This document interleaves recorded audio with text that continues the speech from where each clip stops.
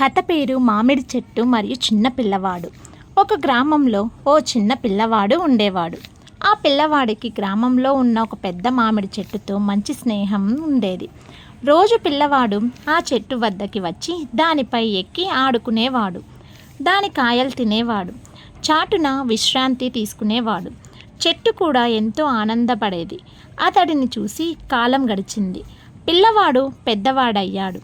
చదువు ముగిశాక వేరే ఊరికి వెళ్ళిపోయాడు. కొన్నేళ్ల తరువాత అతడు తిరిగి వచ్చాడు. చెట్టు ఎంతో ఆనందంగా ఎదురుచూసింది. చెట్టు, రా బాబూ, నీకు మళ్ళీ నన్ను చూసినందుకు ఎంతో ఆనందంగా ఉంది. పిల్లవాడు, నాకు కొంత డబ్బు కావాలి, ఉద్యోగం లేదు. చెట్టు, నా పండ్లు తీసుకెళ్ళు, అమ్ము, డబ్బు సంపాదించు. అతడు పళ్ళు తీసుకొని వెళ్ళిపోయాడు. తిరిగి చాలా సంవత్సరాల తర్వాత వచ్చాడు. పిల్లవాడు, ఇప్పుడు నాకు ఒక ఇల్లు కావాలి, కుటుంబం ఉంది. చెట్టు, నా కొమ్మలు కోసుకో, అవి ఇల్లు కట్టేందుకు ఉపయోగపడతాయి.